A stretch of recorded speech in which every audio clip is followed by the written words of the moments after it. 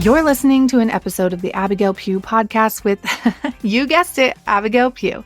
I'm an introverted mama who took my online business from 0 to 7 figures in 15 months selling my own digital products on social media. And guess what?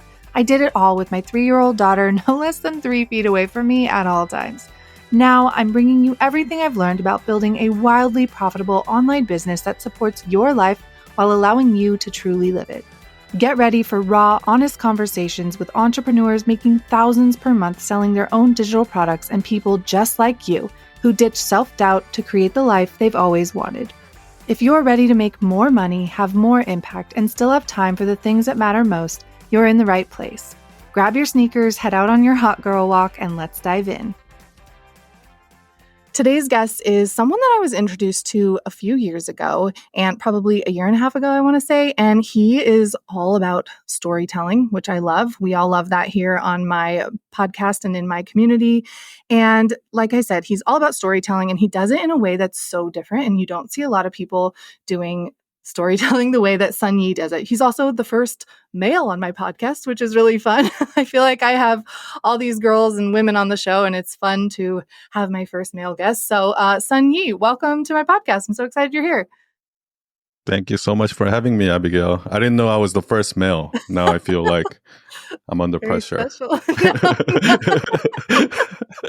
Not at all. Not at all. I just feel like a lot of my products are named like Rich Girl Reels or Rich Girl this. So I do attract a lot of women, and it's funny. I get men in my DMs like, "Hey, is this product like? Would this still work for me? Can I be a rich girl man?" Yeah. I'm like, "Absolutely." It's just a fun thing it's that I do. It's actually perfect because like most people I work with are female personal brands, and like 95% of their audience are female. So I'm very familiar with the world. Yeah. I love that. Well, tell us a little about your journey. I know you've like worked with some of these big names, and your content doesn't feel like that, and not in a bad way. I mean that in a very good way. You just are very approachable, and everything that you share is all storytelling based, which I love. So I'd love to hear just a little bit about your story and your journey. Yeah, thank you. So my background is in design. I started as a web designer. I started an agency. We work with a bunch of big corporate brands. And then I'd say about 8 or 9 years ago, we started, one of our first personal brand client her name is Gabby Bernstein. And from there, I kind of fell in love with like personal brands. And we started working with a lot of big personal brands. And I wanted to build my own personal brand. So in 2020, right after like the pandemic started, I started like posting on Instagram, and people kept telling me like, "Oh, son, can you teach me storytelling?" And like people started approaching me and asking me to do a course on storytelling. And that's up until that moment, I never even like thought of myself as a storyteller, even though kind of, I guess that's what we do on websites for our clients. So since then, I just kind of, call myself a storyteller, story coach, I guess. I love it. And it's funny. So many people, I feel like their products, their digital products, their courses come from people just saying, "Hey, I really like what you're doing. Can you create a course from it? Or can you teach me how to do it?" And I feel like those are always like the most natural, the natural way to do it is just like showing up, being yourself, telling a story, and then kind of like seeing what your audience needs. And do you find yourself doing that still like with new products that you're creating? Like, do they come to you asking for more, or is it mainly storytelling still? Yeah, for sure. Like what you just said is like, you hit it on the nail, because if I look at all of my clients or even anyone that I know that are successful, it was never by design, like in a sense where like I have this 5-year plan to get to this point. It was never like that. It's always like, and even if you look at like really big YouTubers or content creators, they almost kind of fell into it by accident because people asked for it, or something that they did went viral and people wanted more of that, so they started doing more of those. And so I do think that like a lot of content creators need to not overthink it and just see what people react to and kind of go after that. Yeah. Is that how you kind of do a lot of your content? Yeah. So like one of the things you mentioned before the call was like my tagline is called "I never thought of it that way." So I didn't come up with that, and I didn't like, I wasn't sitting in like a conference room trying to like come up with a brand strategy. What happened was people started commenting that in my like on my posts, like I would keep seeing that comment over and over again. And then I just like started using it as a last slide on my carousels, and people were like, "Oh my gosh, that's such a perfect tagline for you." And that's just kind of how it happened. So yeah, They wrote it for you. I tell people all the yeah, time, like, listen to your audience and use the words that they are saying in your marketing, right? And you did that on an even bigger scale of making it your tagline. And it's literally what I like, that thought pops into my head when I read your content. And it's fun at the end of his carousel, you guys, when he does it, I'll tag his socials and everything below for you. But on the last slide, he has it like upside down. So your brain is also kind of like thinking like, oh, I never thought of it. Like, I love it. It's such a like playful thing. And like, you're thinking it before you even get to that slide, because he's definitely a deeper thinker. And I was telling him this before the call, he definitely posts stuff that like is open for people to disagree with. And I think that's hard for me. Do you like that type of content? Do you like when people come into the yeah, comments and disagree? yeah. I think that, well, majority of people don't disagree. Maybe on Threads they do, but Yeah. yeah, I do think that like there's two sides to every story. So like almost every opinion that I have, even though opinions that I feel strongly about, I know that there's another side to it that I would even admit to, right? So nothing in life I don't think is black and white. There's always so what I like to do is, like, what I realized after 4 years of making content is all of my the opinions that I have, let's say it's like for example, people say, okay, in business a lot of people say jump out of the plane first and then learn how to make a parachute, or like start before you're ready, or something like Yeah. that, right? So that's an opinion. But then there's also another side that says like you have to be patient, right? So almost every advice has another side. That you Mhm. know what I mean? So that's kind of what I love about creating content, because I think a lot of times what happens is we get carried away, like because everybody says like, oh, just start first, right? When you make content, start first. So they get very impatient because like they actually misunderstand that as like, oh, I just need to be very aggressive, but at the same time you also have to be super patient when you make Yeah. content. So it actually works both ways, and I think that's what I love about making content, actually. It's fun. And I like you said earlier, Threads is very different than Instagram, which I actually love. You do have to have a little bit of thicker skin if you get on the wrong side of Threads. But I posted something, I think, about it yesterday or the day before. I'm telling my audience that I like test content on Threads first, and I see if people, engage with it. I see if they're like, it's a new concept essentially for them. And then if they like it, I'll post it on Instagram. And I think so many people are missing out on this opportunity to like test something on a platform where it's easy. You literally just type it. Like Threads is a predominantly text heavy.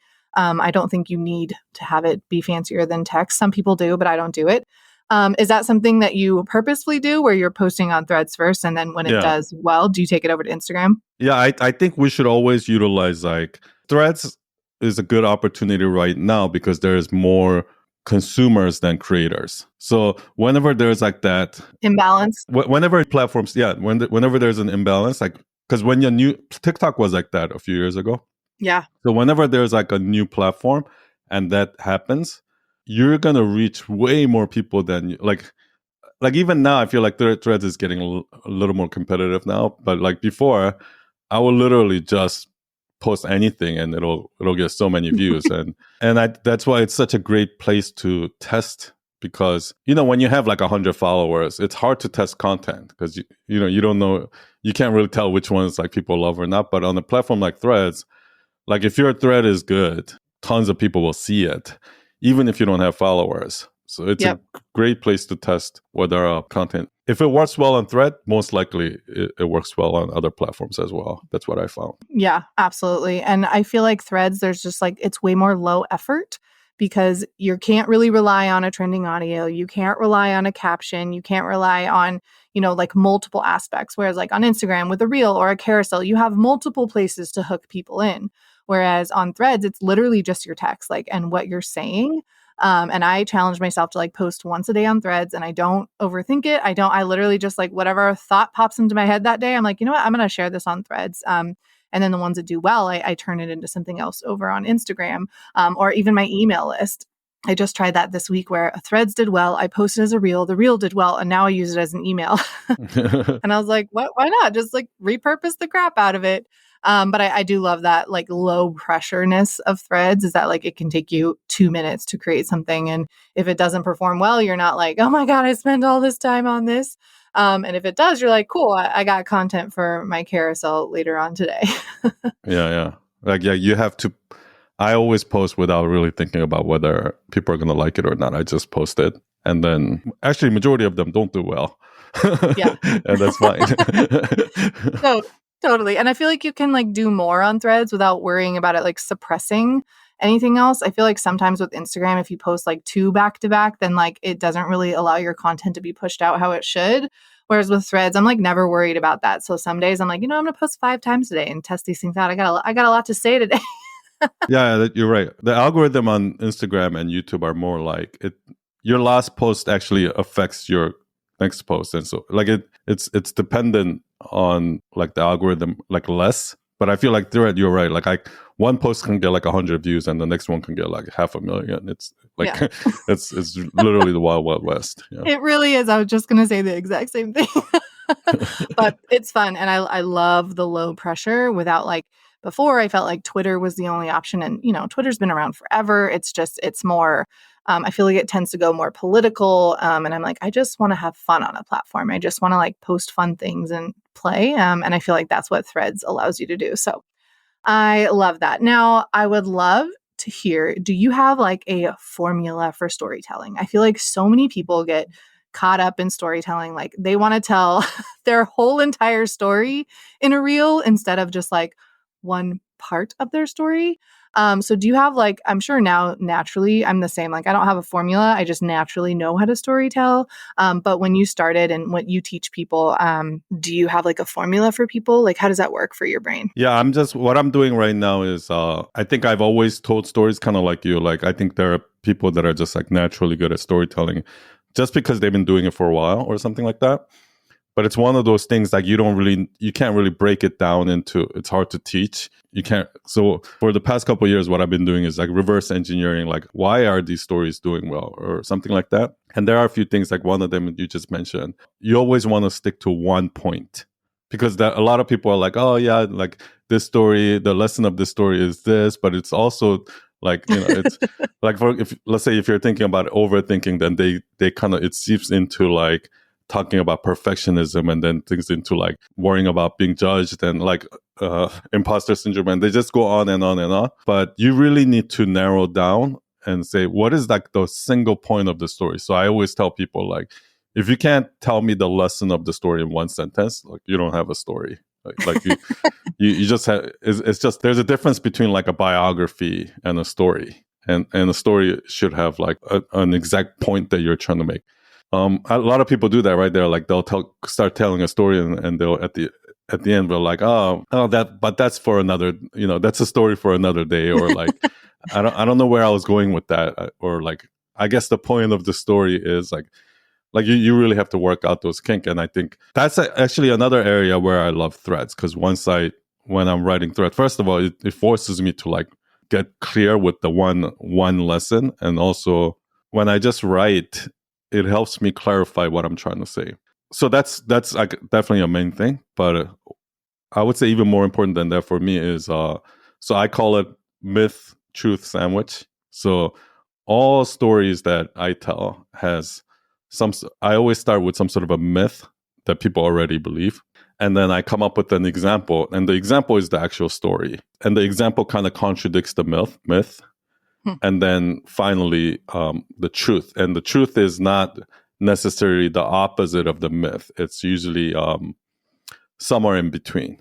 So, for example, like one thing I might say is, okay, like a myth might be, some people say, never quit, right? So that's a myth that people might believe in, let's say right now. Like don't ever give up, or, that's kind of a cliche. And then the example that I would give is like if you play poker, you have to know when to fold a hand so that you can survive to win the game, right? Mm-hmm. So, and then like the truth would be something like letting go of a hand so that you can win the game is not the same as quitting or something like Yep. that. So I love that. And I feel like that's your way of storytelling now. Like when I see your carousel, I'm not in my head thinking, oh, there's a myth and then this, but I do know like the kind of the layout that you're going to do them now. And I like it. I like noticing. I like the comfortability of like, okay, I kind of know what's coming, but not really. I know more kind of the layout of how you're going to do it, but not exactly how you're going to do it. And I think people overthink that a lot in content creation is they're like, oh, I have to change everything every single time I post. And I'm like, no, like find something that you're good at and that people like a style of video. And then you create different versions of that video. I mean, there are entire TikToks where like they do the same dance to different songs on the entire page. Granted, like that's entertainment stuff. But still, I'm like, I still scroll through and watch every one. And I love like the repetition of the same thing in different ways. And I feel like you do that really good. Like you have this outline of what you do and it makes content creation easier, honestly. And I'm the same. I have a few types of reels and a few types of carousels that are like very easy for me. And I just plug in like different information each time, but the layout is the same. And that's kind of like a very easy way to make content creation so much easier because I feel like people stress about. everyone consumes content a certain way, but for some reason, when they make content, it's counterintuitive. Like when they make content, they don't make it like the way they would consume. For example, like everyone loves playlists and series on YouTube. Like for example, like let's say you're watching a channel and this channel kind of, let's say, did a series on pranks, right? Then even if their channel has other content, like you're interested in the pranks, that's why you follow them or something like that. So actually people like those repetitive content because that's the reason why they're following you, right? Yep. But then when they make their content, they feel like, oh, I don't want to do repetitive content. Every content I do has to be brand new or something like that, right? So it's really counterintuitive. Like I just think about like how you consume content. You like the repetition.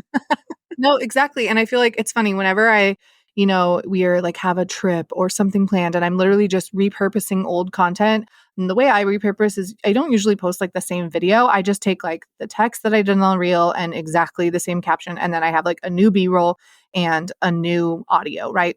And they always perform so well. And I'm kind of annoyed sometimes because I'm like, dang it, I have been like trying to come up with like fresh new ideas all the time when like my old ones are still performing well. And one of my friends, he says this all the time. He's like, you can't on one hand say nobody's seeing my content and then on the other hand say I can't repurpose content because it's like they can't exist at the same time. And if not a lot of people are seeing your content, there's nothing wrong with repurposing it. And even if a lot of people are seeing your content, people don't pay attention to everything that they see and nobody watches your content the way you do, right? Like we overanalyze and think about everything and then other people are not doing that.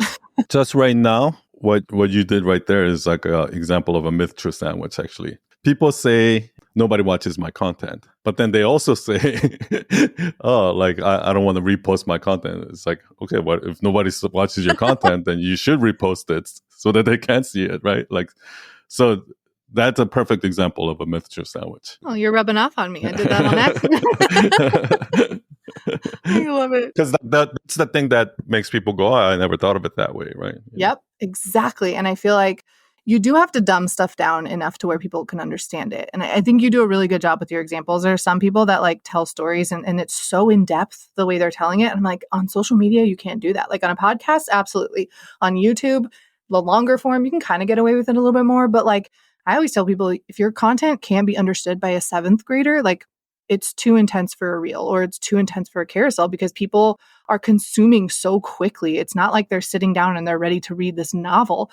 They're like flicking through at a red light while they're trying to consume something. And like you have to grab their attention. And I feel like you do such a good job of like dumbing it down to where like I can understand what you're saying so very quickly. And that's another thing so many people do wrong. Like they go into like the depths of their soul to talk in their caption. And I'm like, talk to me like you're at a coffee shop. Like sit down and type it out. Like I type my stuff when I'm like sitting in my living room and my toddler's playing around me. Like I'm not super concentrated. I'm literally just trying to get out my words.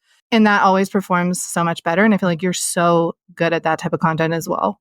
Yeah, I try to be because I think I learned how to do that while making websites because what happened was like I would keep writing copy and then I'll post it and it wouldn't perform. Or sometimes I'll make a website and I'll have somebody like actually go through the website. Well, here's a good practice. Like in your website, if you there's a app called Full Story, which like literally records what the user is doing on your website, and like you're gonna be so frustrated when you watch it.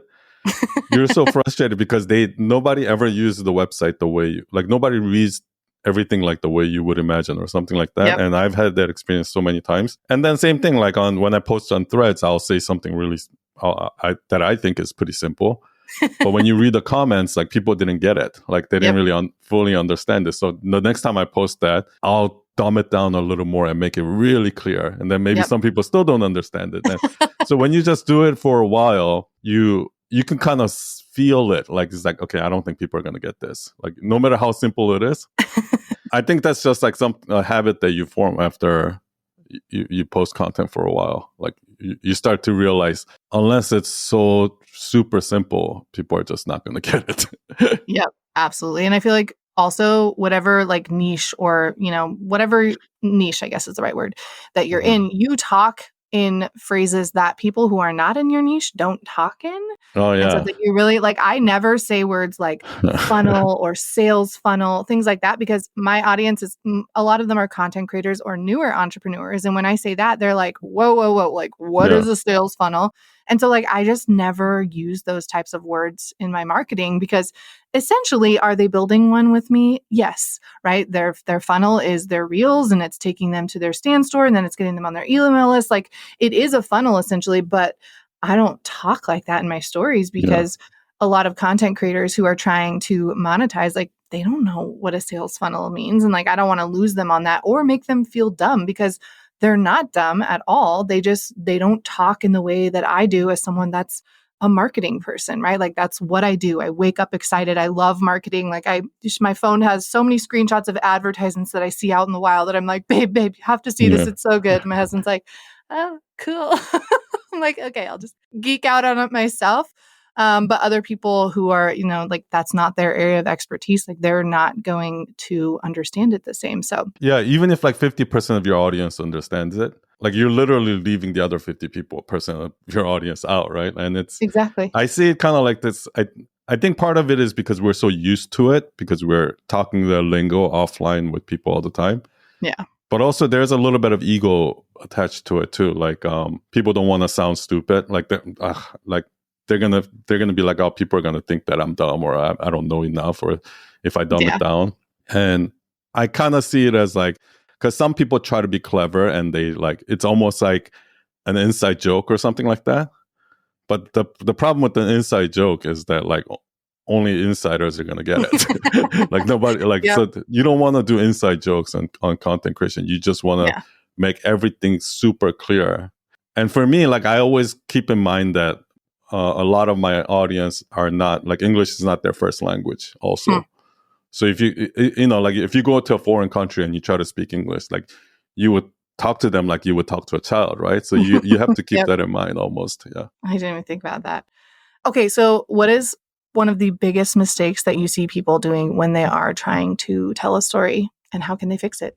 I think the one you mentioned about like making it too long, too long, too complicated. So that's like without a doubt the number one thing. And I'm trying to think like, okay, so I mean that's so important. The long and complicated thing is that if you just fix that alone, it's gonna make that's like you're 80% there. Yeah, because so many people understand that. Yeah. But they don't actually do it. It's, I say this about like people that are Christians. Like a lot of Christians, they believe in the Bible, but they don't actually follow it. So it doesn't matter if you know or not. Like it doesn't matter if you know that your content should be simple. Like if you don't actually do it, it's useless. You know what I mean? Yep. So that alone will get you most of the way. But another thing that I see is, so the myth truth sandwich that I talked about. So that applies, let's say if I'm telling a personal story.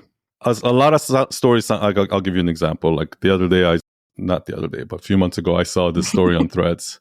I forgot it was on Threads or Twitter, but somebody was saying, when I was young, I was like not like everyone else, so everybody thought I was weird.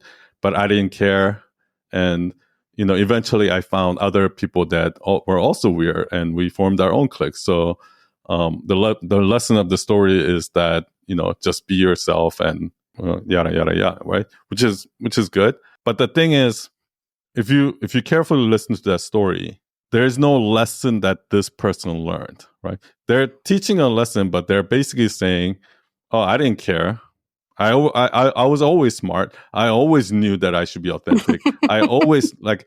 And there's a lot of that in most storytelling, and I call that a sob story. Hmm. It's like, oh, it's never my fault, right? Yeah. Yeah. So what you want to do is you always want to tell a story from a point of view where, what did I do wrong, right? What is the lesson that I learned, and then that I changed. So if I were to rewrite that story, which most likely, like, everyone cares. There's not a human being in the world who Yeah. doesn't care about what other people think of them. So the way I would write it is, when I was young, I was different. I was weird, so nobody wanted to hang out with me. So I tried everything to fit in. Like, I try to dress like them. I try to talk like them. I try to, do all of them, until like, I started to realize that I wasn't being myself, or maybe some, like, find the moment, right? Like something like, oh yeah, until one day they were making fun of my sister, and just to fit in, I also went along with them. I made fun of my sister, and I felt terrible about that. And that's when I realized that I can't be like this anymore. And then I changed. So you have to find your weakness, your flaw, and without that character flaw, the story is just not going to be as good or vulnerable. It's funny, people ask me all the time, because in my community and in a lot of my offers, I do prompts for them, and I like pull the story out of them, because so many people don't know how to tell their story. And I get so much pushback sometimes of people saying like, oh, am I going to sound, not as credible by sharing my mistakes? And I'm like, no, people want to know that you're a real human. They want to know that you've thought the hard things, or you've gone through hard things, or you've maybe like struggled through something that they are now struggling through. And I've never once thought, oh, I'm not going to share my struggle because everyone is going to think I'm less than. And I think I've just always been a more of an open person. And I appreciate when other people struggle and they share it. And that's like a huge part of my marketing. It not on accident. Like, now it's not on accident, but at the beginning, I just kind of always shared the good and the bad and the hard moments. And it's funny now, my students are like, oh, well, doesn't it make me seem less credible? And I ask them, I'm like, do I seem less credible because I shared that like I had a $0 day when I had a 613-day streak of no $0 days? Like, no, you're all like, phew, finally she's human. Great. I'm so glad. Like, I'm so glad that she's sharing the hard moments. And I think it's important for people to share the wins and the hard moments. And even when you don't look good, like, I've shared things that like don't make me look great. And I'm like, you know what? Like, I'd rather be open and kind of invite them in to feel like they can share their hard moments too. Because as someone who, when you're a leader in the space, you have to go first. You can't expect other people to like share their hard moments with you if you never share yours with them. And like, I don't want to be on a pedestal ever. Like, I want to be on the same level as everyone else. And I think it's important to share like the hard things. And I feel like a lot of people don't think that. Yeah, like what you said is exactly right. I think people are afraid that they're going to lose credibility. So that's the biggest hurdle for most people that I find, like in my community too. What I found helps, number one, is like, first you have to start at a more of a safer space. So in my community, I try to create smaller spaces where people can start sharing their weaknesses and flaws, which is easier than doing it in public. And then you can build your way up. And also another thing is, people are actually inspired. Like, what happens is when I first ask them to share something vulnerable or something like their weakness or flaws or something like that, they won't do it. And I'm like, that's not a flaw. That's not like, kind of like when you at a job interview, when you say, what's your weakness? They're like, oh, I'm a perfectionist, right? or I'm a workaholic, Pop right? out. Like, exactly. So people kind of do the whole humble brag thing. Yeah. And it's really hard to get them to, and then people really get stuck. Like, and they're like, I don't know, I really can't think of it, or I can't really think of when I was, I was always like this. I never, I never care about what other people think of me. I was always like this, like something like that. until I, so what I have to do is I share one of my clients' vulnerable story, like let's say from Mel Robbins or someone that's like super successful, right? Which is, and but their story is super vulnerable too, right? And when I do that, like for example, one of the stories that I share about Mel Robbins is like how she, when she was going through, like she was stuck in her life, like she would wake up late and she couldn't even get her, like she couldn't stop drinking, and she couldn't even get her kids to school on time.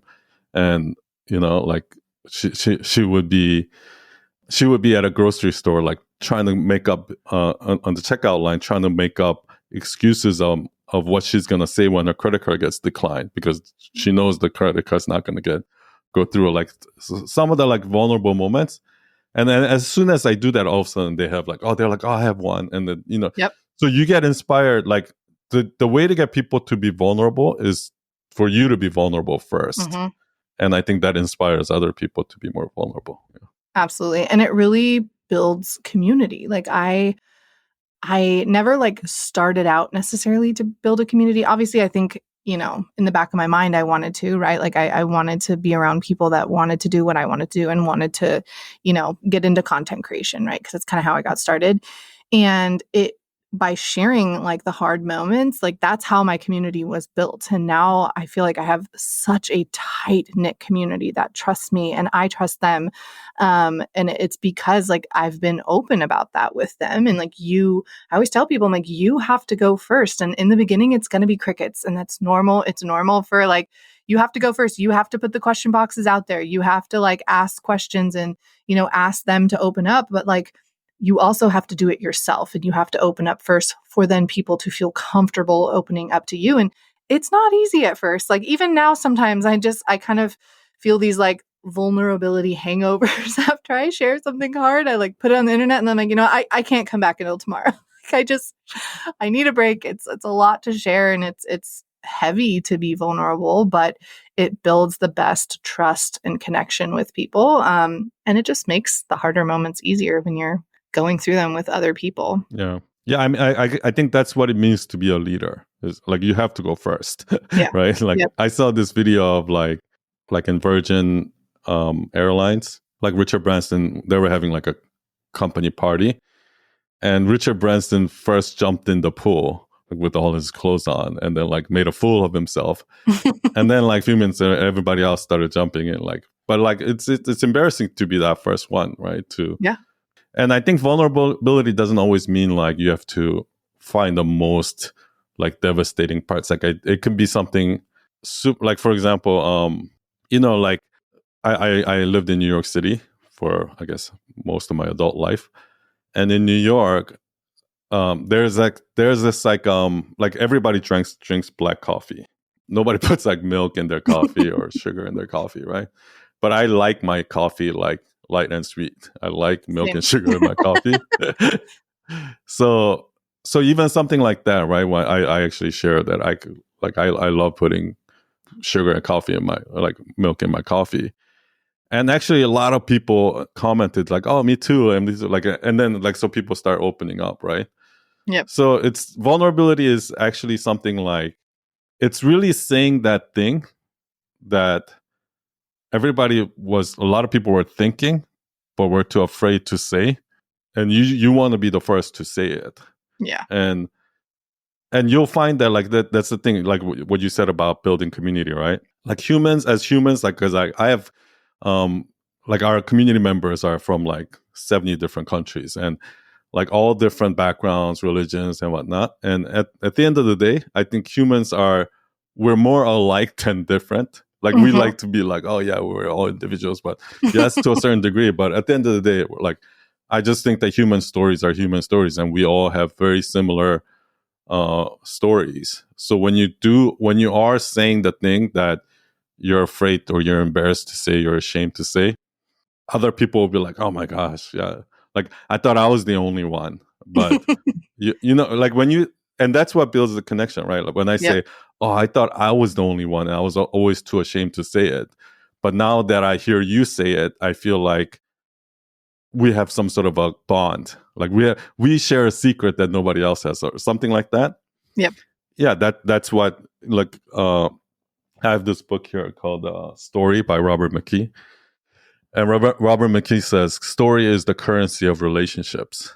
Hmm. So that's actually how you build communities. 100%. And I think too, sometimes people think being vulnerable means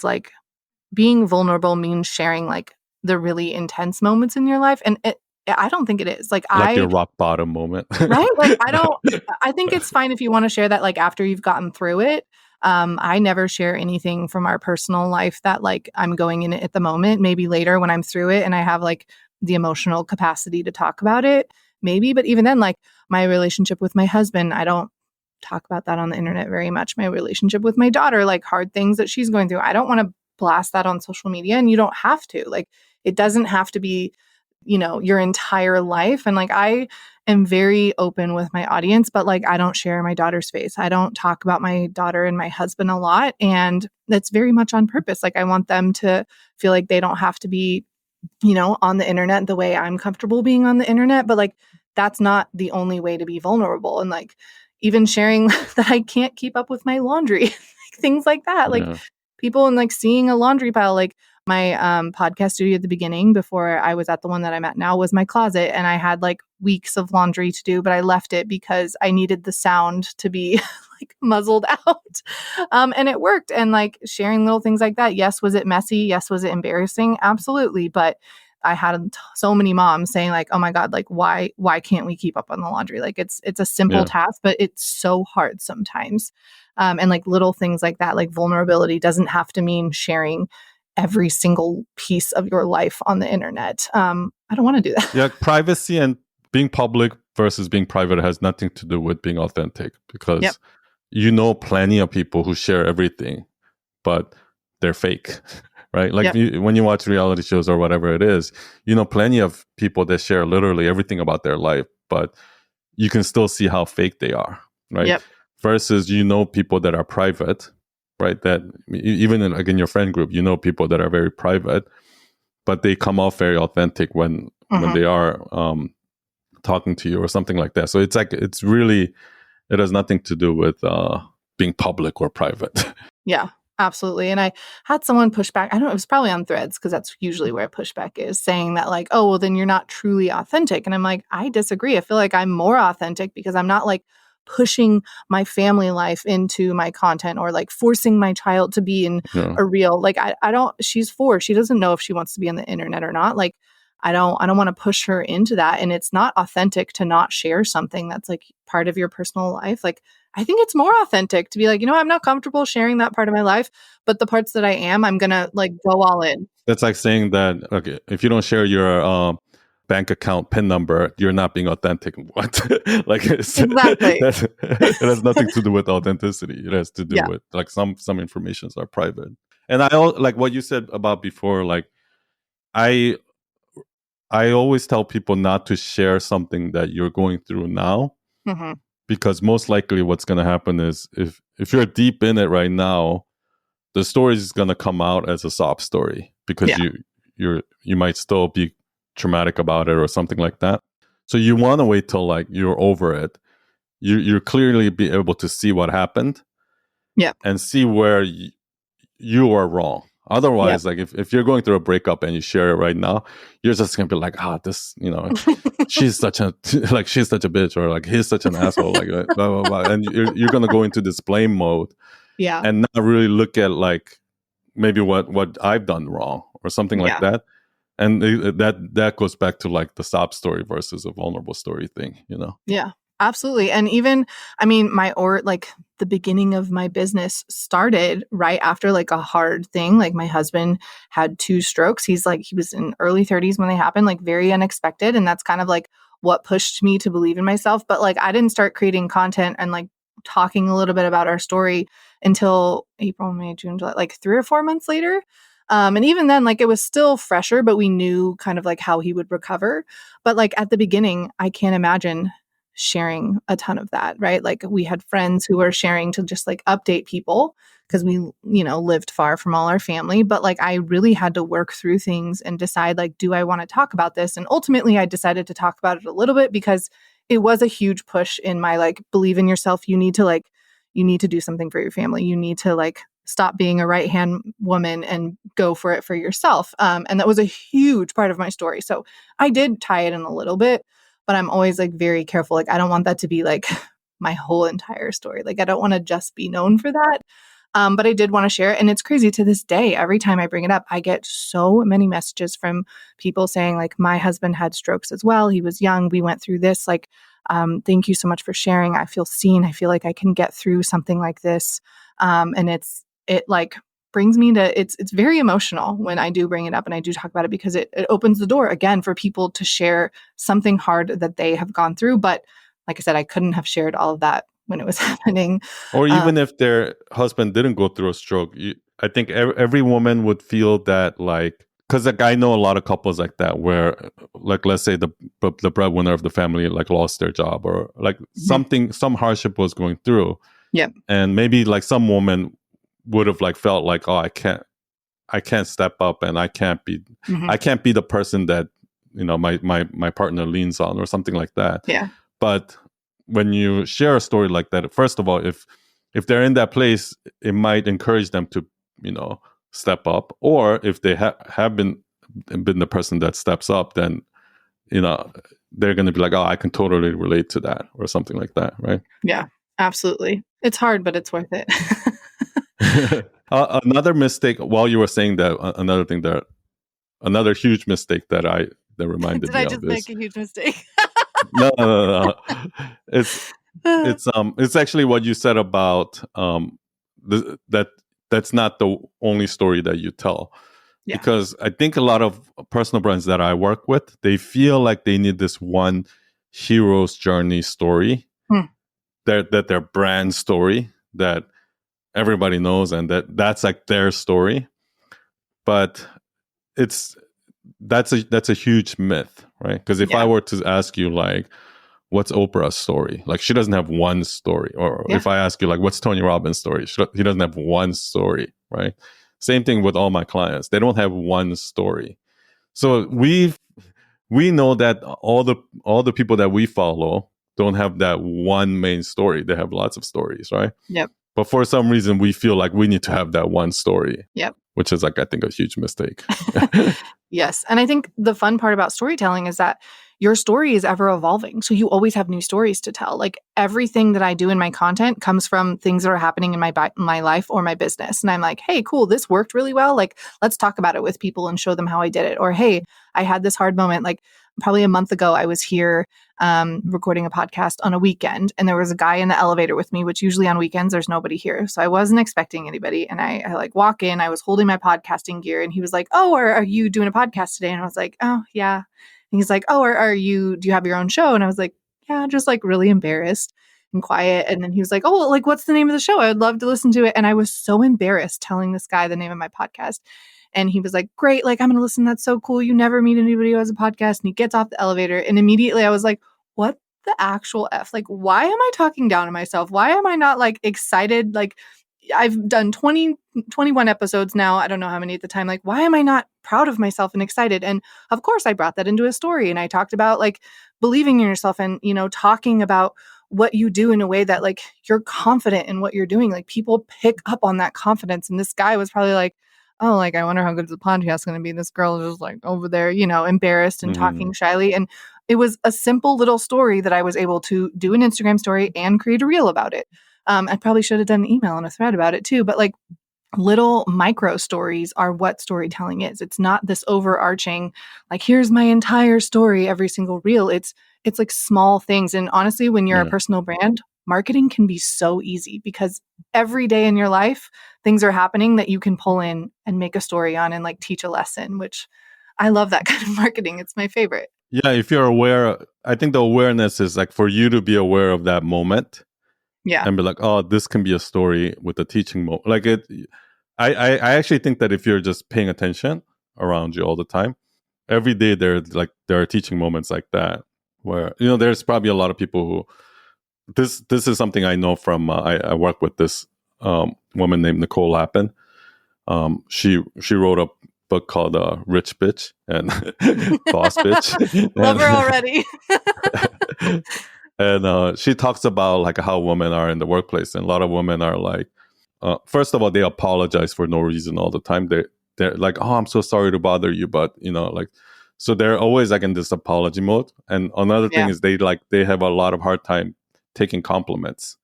Hmm. And that, like what you just said, is an example of like you didn't, it's kind of a similar thing when you're like talking yourself down Yeah. ver- versus not being able to think, oh, it's nothing, it's just a small little podcast or something like that. So you know what I mean. So like that's like a great teaching moment, and Yep. yeah, it's so you're so right. Like you just want to be aware of that, like how. Yeah. And another thing is like you said before that your story is always evolving. Hmm. I love that, because so many people think that once they have an opinion or they tell a story or something like that, they feel like they have to stick by that story.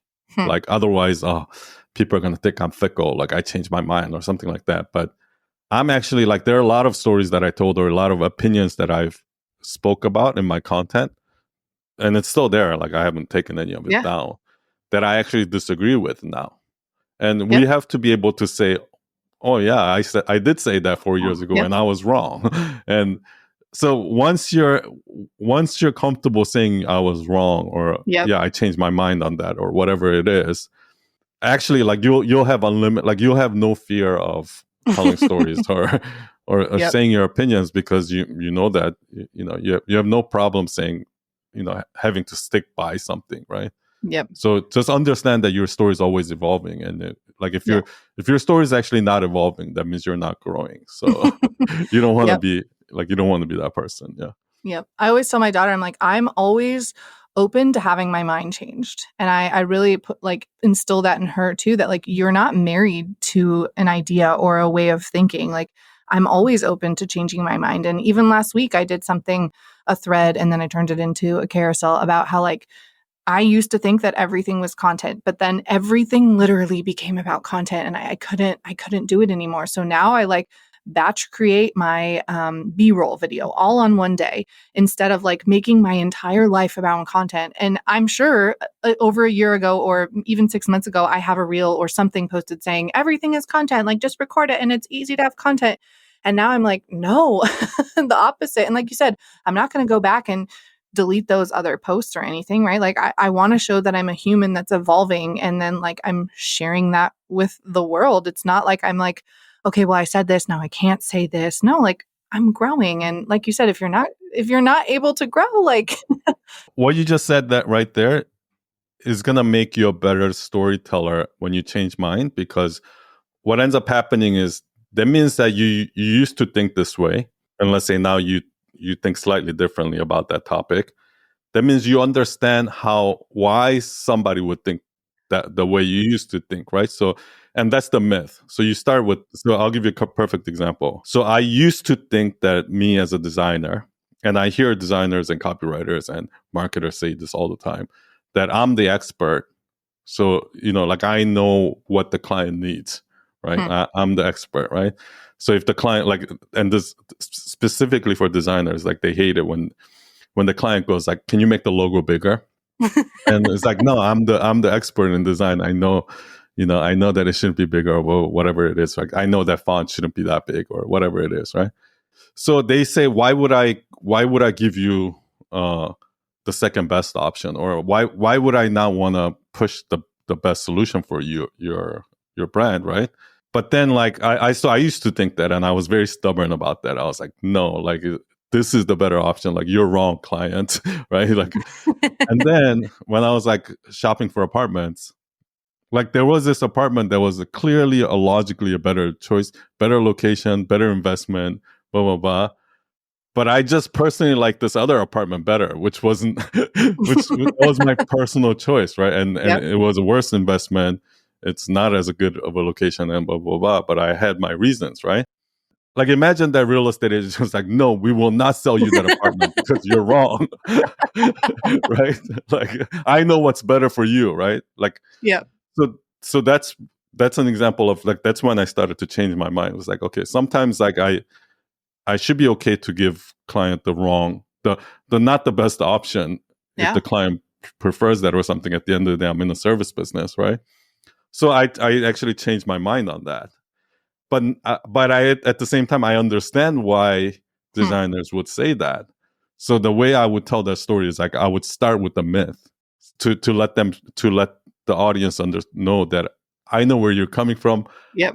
I understand, and that's how I used to think. And I start the story as if I'm going to be on their side. So like, I love this guy. Yeah. And then I flip it with an example. Then that's when people go like, oh yeah, I never like, yep. Because a lot of times when you get into like arguments or when you get into like these debates, the person feels like they're not being heard. They feel like they're not being understood. But when you start with the myth, what happens is they get it. Like, oh, I get that you understand me and you really understand where I'm coming from. And then you give them a little different truth. Then that's when they're going to be like, oh, I never thought of it that way. And maybe they might not change their mind right away, but at least that seed of an idea has been planted in their head. Yeah, absolutely. And that's what people are doing, in Reels when they're like, I used to struggle with XYZ, or I made these are 3 things I would never do as right? Because they've done those things and the people can hear that and be like, oh, shoot, I'm doing that. Like, why should I not be doing that? Yeah, so exactly. It's fun to work into the content.